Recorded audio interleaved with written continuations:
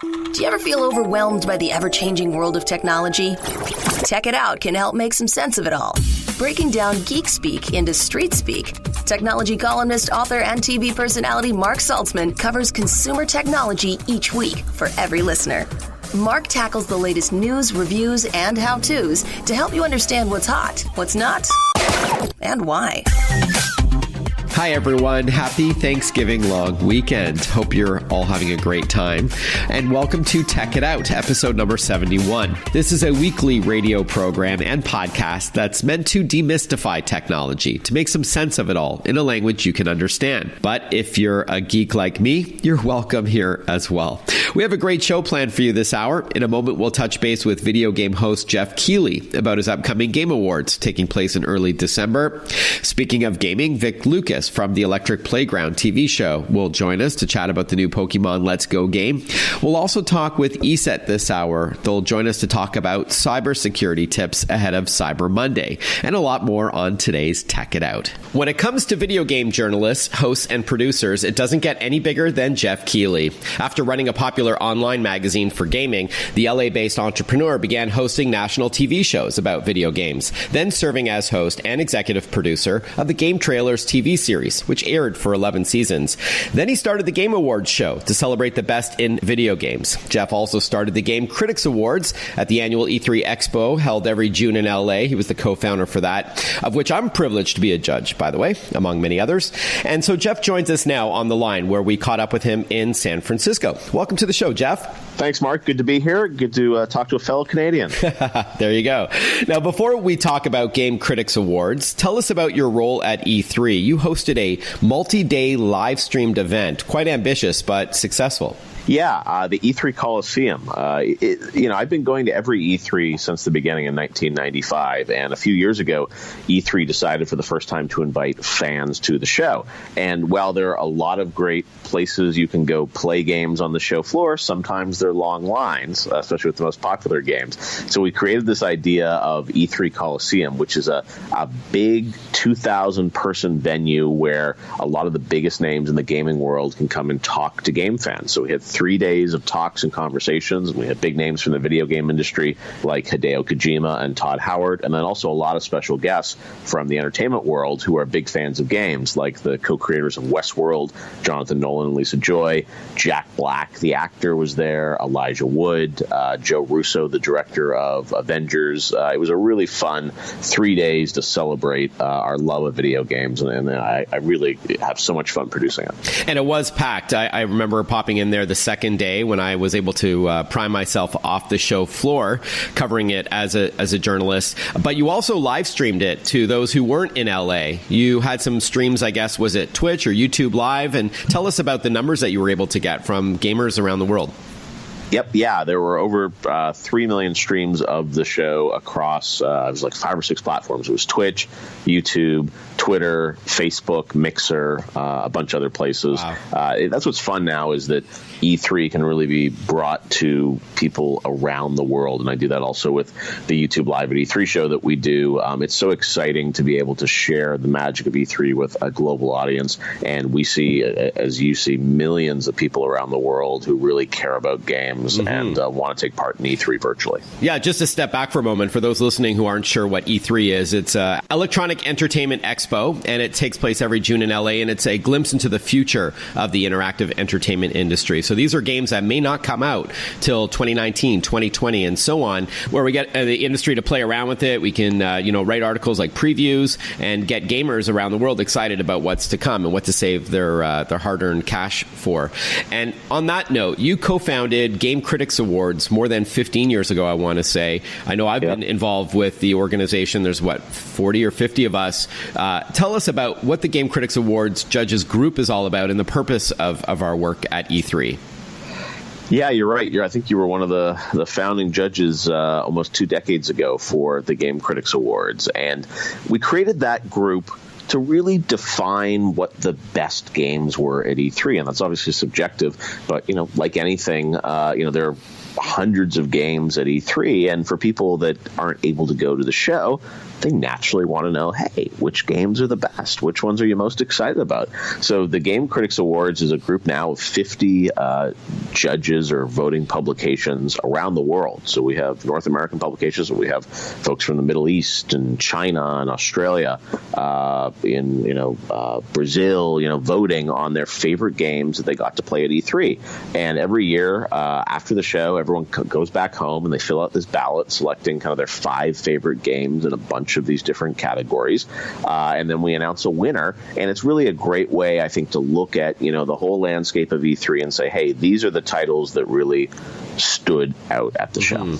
Yeah, I mean, on one hand, it's great that publications like, say, IGN or GameSpot or what have you have their own Best of E3 awards, and that's cool. But I love that with the Game Critics Awards, it is really sort of the mainstream and the core gaming publications that come together. And there is a representative, as you said, Geoff, from each of these major publications to go and collectively decide what we think, again, subjectively, on what deserves a Best of Show nod, which is a big deal. We're chatting with Geoff Keighley, one of the biggest names in producing live events for the video game industry, one of the biggest on-camera personalities. He's a journalist as well. We're chatting about the Best of E3 awards and the Game Critics Awards. So with that in mind, tell us what took Best of Show for the 2018 E3 Expo. It was a really interesting year for Best of Show. There were a lot of games at E3 that people talked about, but they weren't able to play. And one of the restrictions we place on the awards is that we have to let the judges be able to play a game for at least 5 minutes. It can't just be a video. It can't just be a presentation. So there were a lot of great games that weren't playable, that were ineligible. But the game that ultimately won Best of Show was a bit surprising to some folks because it was a remake of a classic game. It was Capcom remaking Resident Evil 2. It's it's not just a remaster where they're making the graphics a little bit better. They've completely gone in from the ground up and kind of recreated this game. But it's such a classic game. It looks really fantastic, a ton of fun to play, and that won the Best of Show this year at E3, and it'll be out next end of January of 2019. All right, so not too long to wait for, just about 6 months. So it's the remix, if you will, of Resident Evil 2 by Capcom. What platforms will it be playable on? It's coming out to PlayStation 4, Xbox One, and PC. Like a lot of games now, it'll be on all those platforms. So no Nintendo Switch, but pretty much everything else you'll be able to play it on. Speaking of the Switch, Super Smash Bros. Ultimate won, I think, Best of that platform. That was one of the most buzzed about games at the show. So that's a portable version of the popular cartoon brawler, right? Yeah, Smash Bros. Ultimate coming out December 7th this year on Switch. Highly anticipated franchise that Nintendo is bringing to the Switch format.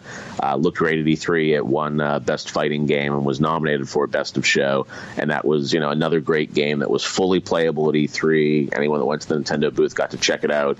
And the great thing about that game is that every character that's been in a Smash Brothers game in the entire history of Smash is going to be packed into this release. So it's a pretty epic Smash Brothers for fans. It was super fun. I think there's close to 70 playable characters there, which is great. Hey, we'll continue our chat with Geoff Keighley in a few minutes from now when we talk about the Game Awards that are coming up and what you could expect this December. It's bigger and better than previous years. We caught up with Geoff, by the way, in San Francisco, where he was conducting some meetings based on the Game Awards. So he generously lent us some time to catch up about E3, his favorite picks from the show, the Game Critics Awards. And as I mentioned, he's going to be hosting and producing the Game Awards, the annual awards show every December from LA. So good stuff there.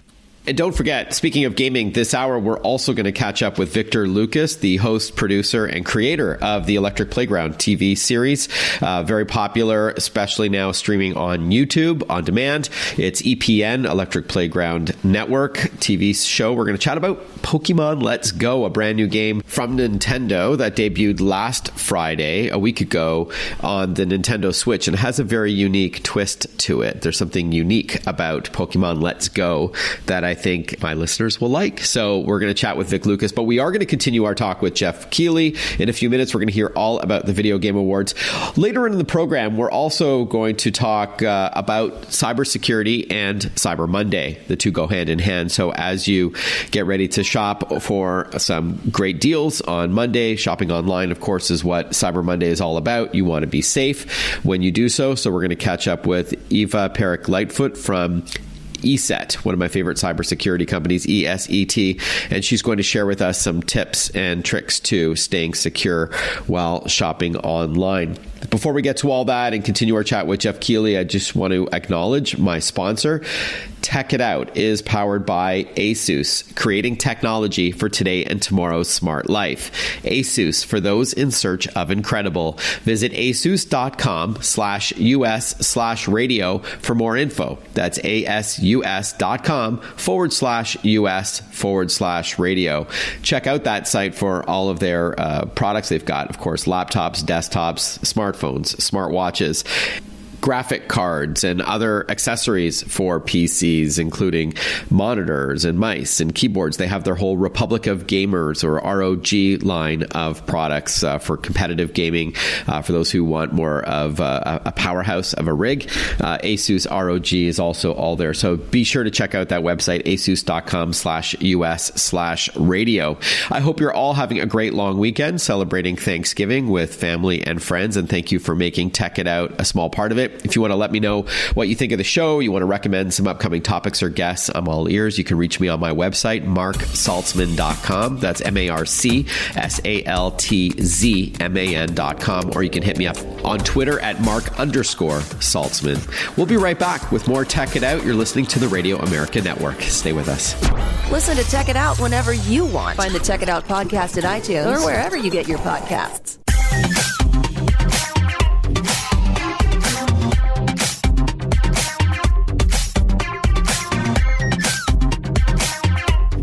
Welcome back to Tech It Out. We're chatting with Geoff Keighley, a seasoned video game journalist, TV host, and producer who's also involved in live events like the upcoming Game Awards, which will take place on December the 6th. And he recently produced and hosted a 3-day live event from the E3 Video Game Expo in LA. Any other standouts for you? I mean, I know it wasn't playable and thus not eligible to be nominated for a Game Critics Awards nod, but The Last of Us from Sony looked amazing. Cyberpunk 2077. Anything you could tell our listeners that really caught your eye? I know you were super busy, but if you had a chance to see these games, tell us. No, I went to, Cyberpunk 2077 was one of the most incredible demos I've ever seen at E3. Unfortunately, we couldn't play it, so it wasn't eligible. Right. But that comes from CD Projekt Red, the creators of The Witcher 3. It's an incredible developer over in Warsaw, Poland.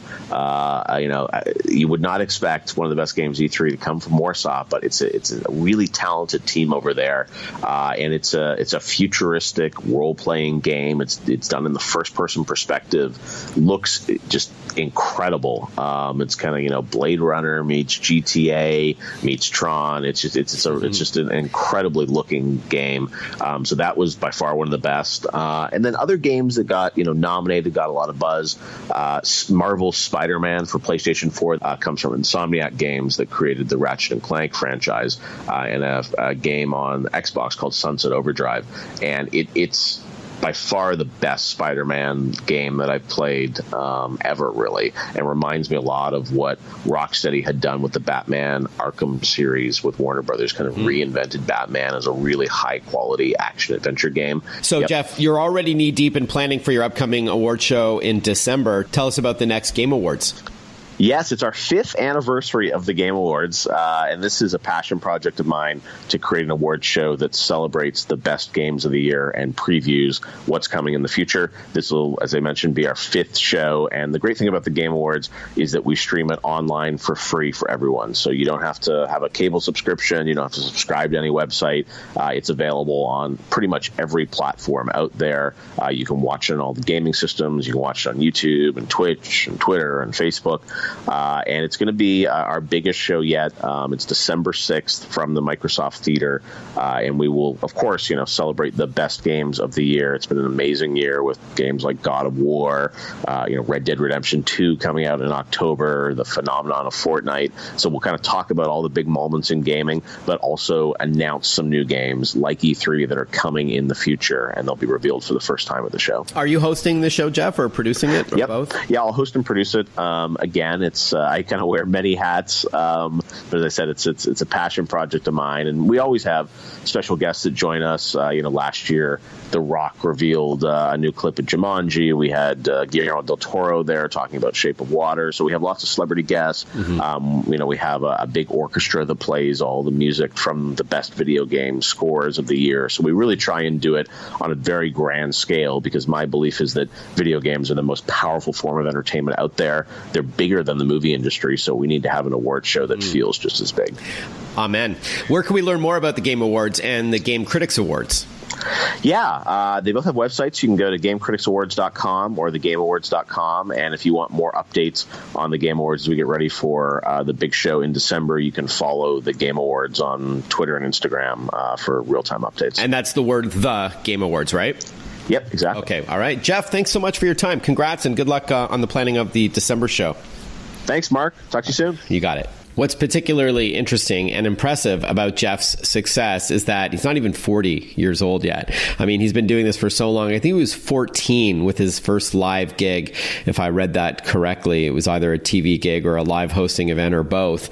But I've known him since the mid-90s, and his career keeps climbing and taking him in new directions. So very happy to see that, because he's a super nice guy, as you can tell, very knowledgeable and well connected. He knows everybody in the interactive entertainment space. Great stuff. You are listening to Tech It Out. This is a weekly radio show and podcast. If you are near a terrestrial radio, then you'll know that depending on the station you're listening to, it's every Saturday or Sunday for a full hour, and online and on demand via your favorite podcast platform. It's playable on iTunes, Blog Talk, Spreaker, TuneIn Radio, iHeartRadio, and many others. I'm sorry if I forgot a couple of big ones there, but you get the idea. All right, we spoke with Geoff Keighley about video games and the upcoming Video Game Awards, and we are going to continue that thread on games and chat with Vic Lucas from the Electric Playground TV series, which you can watch on YouTube. We're going to talk about the new Pokémon Let's Go game that debuted last Friday.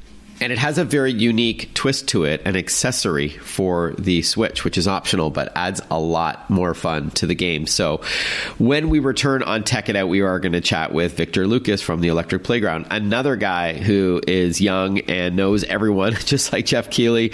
Victor Lucas is one of the more beloved reporters and hosts, if you will, for the gaming space. I've known him also since the mid-90s, so I'm pulling in my old friends and colleagues for this first half of today's Tech It Out, where we're focusing on gaming, which no doubt will be very hot leading up to the holidays. And you may be buying some games on Cyber Monday, which is, of course, in a couple days from now, and that will let you save some money by shopping online, but you need to be safe while doing so. So our last interview on today's Tech It Out is with the cybersecurity experts at ESET.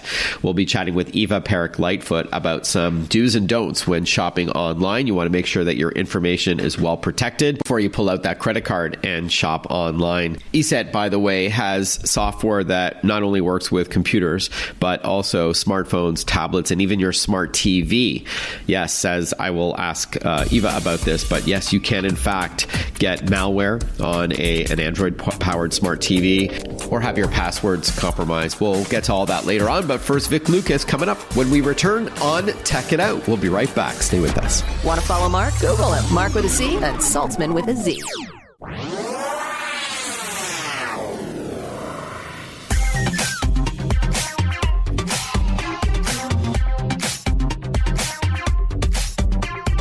Breaking down geek speak into street speak. This is Tech It Out. Tech It Out with technology columnist, author, and TV personality Mark Saltzman. Welcome back to Tech It Out. On Friday, November the 16th, Nintendo launched an all-new Pokémon game for its popular Nintendo Switch platform. And this one has a very unique twist to it that I think that kids at heart will love. Joining us on the line to tell us all about it is the biggest Nintendo fanboy I could find on the street, wearing a white and red cap like a Poke Trainer. And that's Victor Lucas, you hear, creator and host of EPN.TV, the Electric Playground Network. How are you, Victor? Thanks for joining us. Thanks for having me on. I will accept that. I am a huge Nintendo nerd. I have a deep love of this company, and they keep making great games. And, I think Pokemon Let's Go Pikachu, Pokemon Let's Go Eevee are going to surprise a lot of people. These are games that are absolutely lifting off on the phenomenon of Pokemon Go, which everybody has on their smartphone, whether they still play it or not. It's, a huge, huge title out there. And I think Nintendo and the Pokemon Company saw that this was a phenomenon. They said, well, we've got to do something with this, but bring it to the console. And the Nintendo Switch platform is a perfect vehicle to be able to do something like that because of its portability, but also because of its, you can take the Joy-Con controllers off and you can pass one over to a pal and share it and have a Nintendo, a Pokemon Go-like experience, but then add a lot of the depth and the details and the addictive qualities of traditional Pokemon RPG-style games.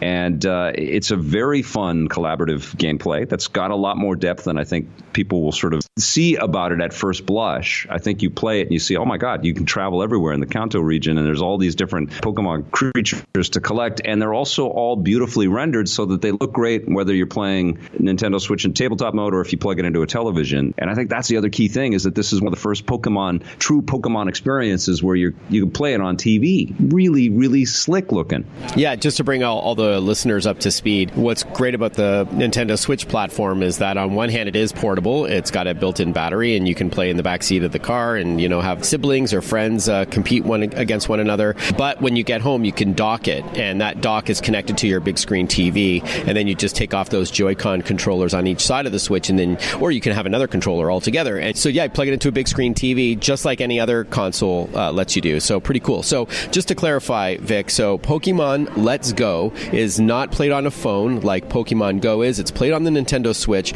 but there's also something unique as to how you control the game. Tell us a bit about that. Well, they've done something really cool with the controls. You can play it traditionally with two Joy-Con connected to the Nintendo Switch console and just sort of play it like a traditional game. You can take the Joy-Con controllers off. You can play it solo with just one Joy-Con controller. You can have two, and the other player will just have to shake the controller and their character jumps into the game, which is great.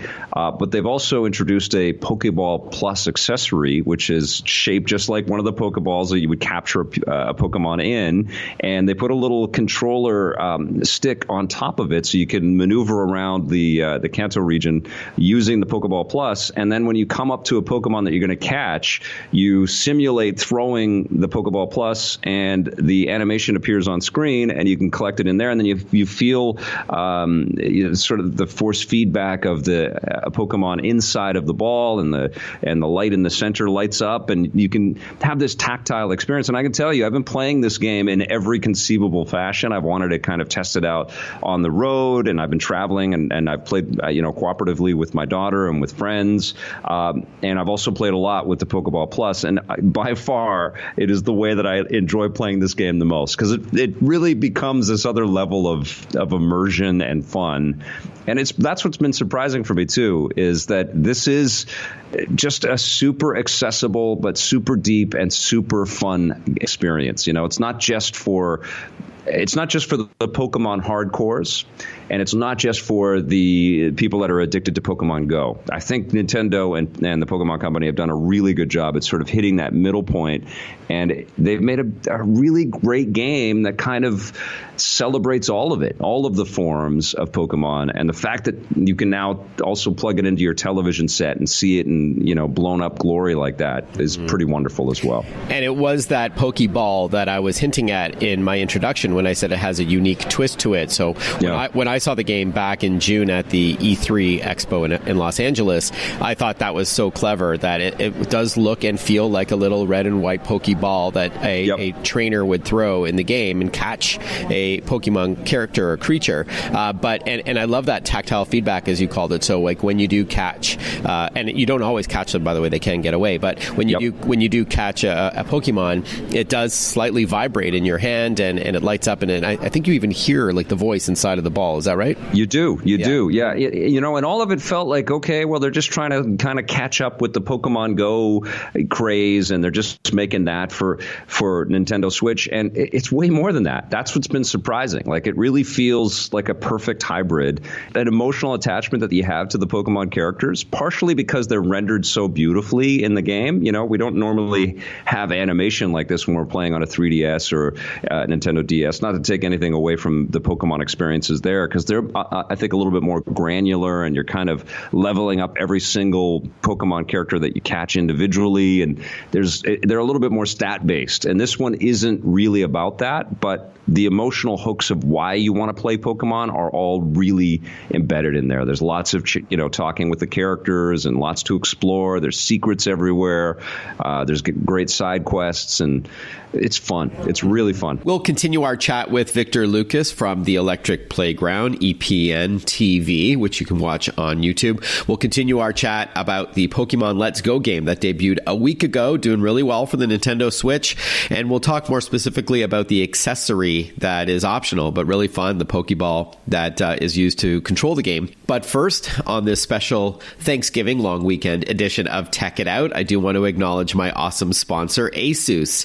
ASUS creates technology for today and tomorrow's smart life. ASUS, for those in search of incredible. Visit asus.com/US/radio to check out their awesome products. That's asus.com/US/radio. If you are listening to this show as a podcast, please feel free to share it with friends, family, and colleagues. It's on iTunes and many other platforms. Just search for Tech It Out and click share from within the podcast. If you like, please feel free to leave me a review. Tell me what you think of the program. And if you want to reach out to give me some feedback or suggest upcoming guests or topics, I'd love to hear from you. I'm at Mark_Saltzman on Twitter. That's Mark with a C _SALTZMAN. Or you can send me an email directly if you prefer, a private way to reach me instead of a public one. And that's tech@marksaltzman.com. TECH@MARCSALTZMAN.com. We'll be right back. Breaking down geek speak into street speak. Check it out. Hosted by Mark Saltzman.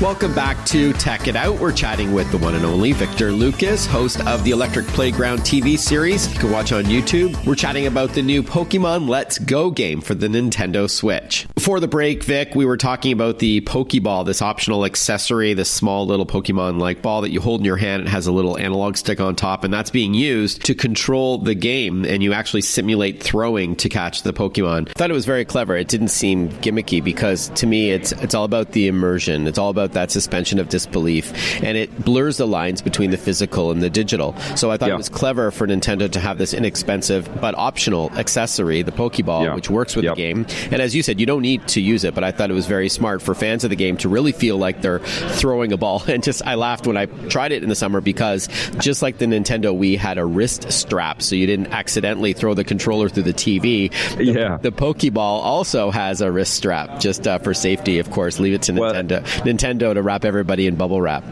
Well, they also put a little finger strap on you too, so it's like extra protection. And the awesome. Pokeball Plus, I mean, it's a $65 piece of equipment, so you don't want to be throwing that around. But the other cool thing that Pokeball Plus does is it actually connects to your smartphone and Pokemon Go, so you can use it whether you're playing the Nintendo Switch game or if you want to play Pokemon Go on your mobile device. You can still use the Pokeball Plus, and you can also connect Pokemon Go on your mobile device and bring over Pokemon that you've captured there in the Kanto region into a Nintendo Switch Pokemon Let's Go Pikachu or Pokemon Let's Go Eevee.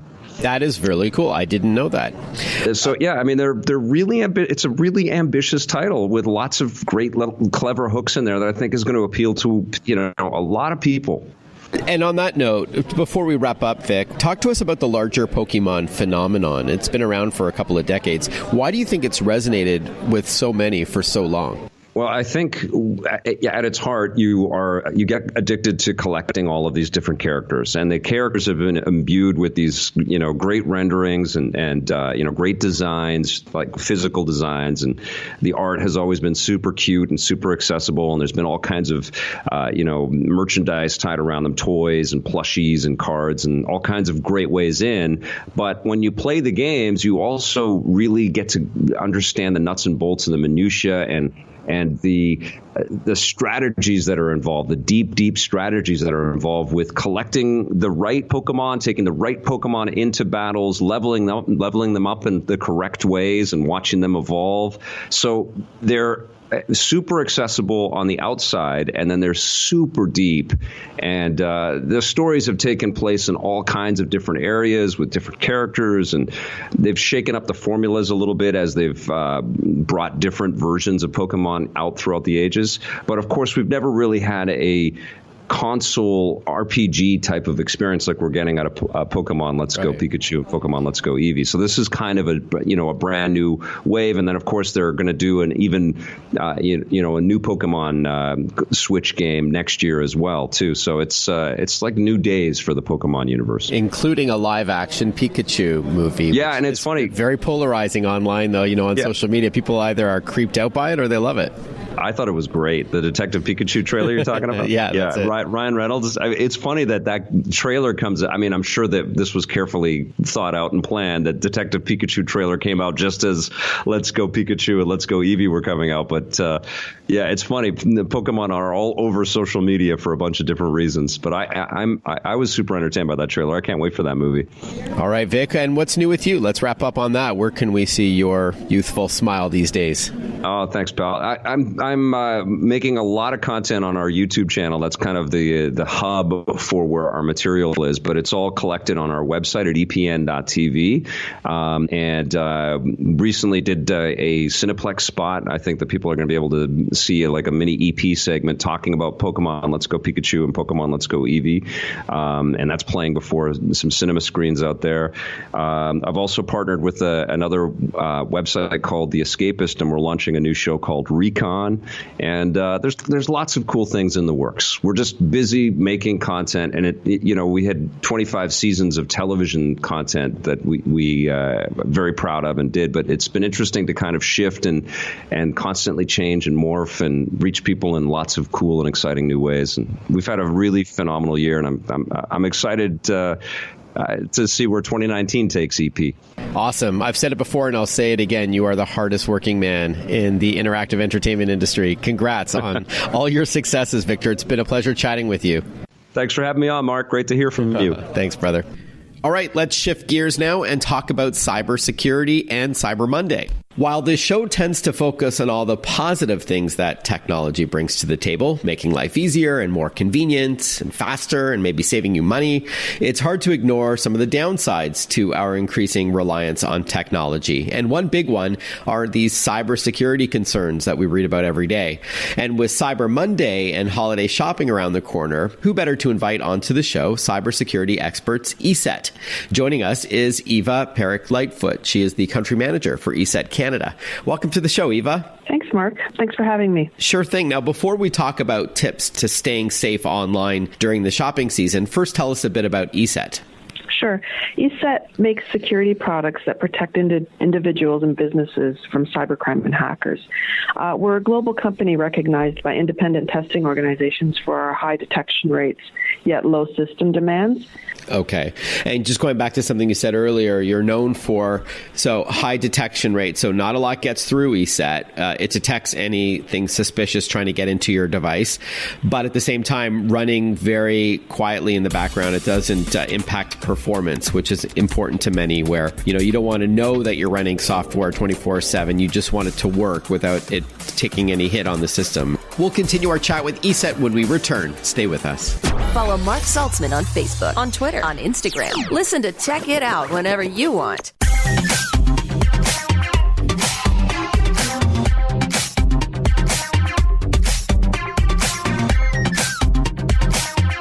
We're chatting with ESET's Eva Peric-Lightfoot about cybersecurity do's and don'ts ahead of Cyber Monday. Tied to shopping specifically, what can we do as consumers to better protect our identity and protect our devices as well? I always like to start that conversation with how important it is to be educated and to be knowledgeable about what you're doing. I think it's very important for us as consumers to know that we are using a secure Wi-Fi connection, for example, when we're shopping online, that we know who else has access to that Wi-Fi connection. You need to make sure that you're on a trusted and reputable site. So, funny story, you could be thinking that you're on eBay. Meanwhile, the site that you're on is iBay or something like that. Something very right. Not obvious, but that is there. It's for you to find. Make sure that you're checking your URLs to make sure that you're on the site that you believe you're on. This could mean just going into your browser and in the typing field, just type in the website that you want to go to instead of depending on a hyperlink or something like that. Mm-hmm. Make sure your passwords are strong and consider using passphrases.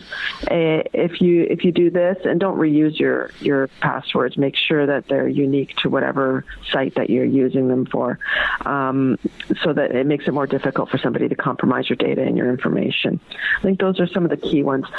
Don't ignore software updates, and make sure that you have a trusted and good internet security product on your system that is going to check for any viruses, spyware, phishing attempts, all that stuff. And, I don't think that you should always look for the cheapest IT security product. Make sure it's the one that's right for you, the one that will run quietly, but will also protect you the best for what your needs are. Mm-hmm. We're chatting with Eva Peric-Lightfoot. She is the country manager for ESET Canada, ESET. They're a leading cybersecurity software solutions company.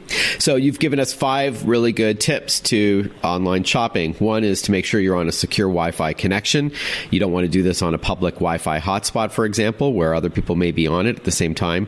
Secondly is to make sure you're on a reputable site. Just double check that URL is legit. I've also heard the tip to use an app for that store instead of the website for that store, because it is safer. So, the Amazon app opposed to Amazon.com, for example. Number 3. Absolutely. That's a good one, actually. Yeah. The third tip is to have a strong password or passphrase, and don't reuse them for all of your online activity. Number 4 is to update your software regularly. We know that with last year's WannaCry virus, it was only Windows machines that were not updated by those businesses that were hit. So it's important to update your operating system and other software and hardware, including things like routers. And number 5, have good antivirus or cybersecurity solutions installed. You don't always have to go with the free or cheapest one. Often, they're the ones that cost a little bit more, will give you a lot more protection back. And that is not just for your computer, but all your devices as well. Right. Did I get that right, Eva? Yes, absolutely you did. Okay. You're an expert there, Mark. I took notes. So this is all great advice, and in plain English as well, which is what I like. So what devices then does ESET protect? So because people aren't just shopping on their computers anymore. I gave that example about using phones and an app instead of a website. So ESET has a pretty strong offering for in-home devices. We have security for smart TVs. We have Android security, and we have obviously for the PC. So almost all your devices can be protected by ESET, and that's important because we're switching between devices almost on a daily basis, it seems. So while we may not be shopping on a smart TV, or maybe some of our listeners do, I should say they don't, but it doesn't sound like one of the main applications for having an online connected smart TV. What are the risks in having smart TV apps downloaded to your TV? Could you get a virus, for example, or is somebody phishing for your information? Well, when you think about it, that's just a big computer. So the risks, in my mind, are pretty much the same as if you, with your handheld device or your PC, you could be compromising a password to one of the gaming devices that might be connected to your TV, right? Good point. You could be compromising information, a password to your Netflix. And if you're using that same password for something else, they've got access to other sites as well. Right. Got it. All right. Fantastic. Eva Perick-Lightfoot, thank you very much for your time, and safe holiday shopping to you. I think you're covered. I think you know what you're doing. Yeah. Thank you again. We'll talk to you soon. You got it. The website for ESET, by the way, is simply ESET.com. That's ESET.com. Well, that pretty much wraps up this weekend's long weekend, or Thanksgiving special edition of Tech It Out. So thank you for joining me. I hope you enjoyed the program. I'm wishing you and your family a happy and healthy holiday season. And I look forward to chatting with you next weekend on Tech It Out, powered by ASUS. Have a good one. Chat with you next time. Bye-bye.